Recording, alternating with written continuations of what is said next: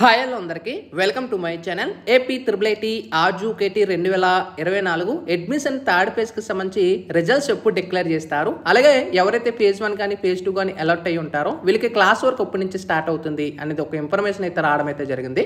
So డీటెయిల్గా వీడియోలోకి వెళ్ళే ముందు ఛానల్ ఎవరైతే ఫస్ట్ టైం ఇచ్చేస్తారో సబ్స్క్రైబ్ అయితే చేయడం అయితే మర్చిపోద్దాం. ఆర్జూకేటీ అడ్మిషన్కి సంబంధించి లేటెస్ట్ అప్డేట్స్ అన్ని కూడా మన ఛానల్లో పోస్ట్ చేస్తూ ఉంటాను. అయితే మనకి ఏపీ త్రిబుల్ ఆర్జూకేటీ 2024 అడ్మిషన్కి సంబంధించి ఎవరికైతే సీట్ అలాట్ అయ్యి ఉంటుందో లేదా ఫేజ్ 1లో అలాట్ అయినా ఫేజ్ 2లో అలాట్ అయినా మీకు క్యాంపస్ ట్రాన్స్ఫర్లో అలాట్ అయినా ఇక్కడ మనకి చూసుకోవచ్చు ఒక లేటెస్ట్ న్యూస్ అంటూ a newly admitted 2024 batch students including those who have transfer campus are required to report to their respective final admitted campus on either 19th or 20th August 2024.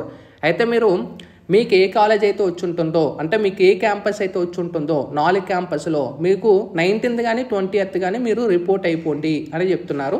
So మీకు already messages అన్ని కూడా పర్సనల్గా అయితే వస్తాయి. So ఈ పలానా date నుంచి మీ classes start అవుతాయి అని చెప్పేసి సో 19th and 20 అయితే ఫిక్స్ చేసుకోండి.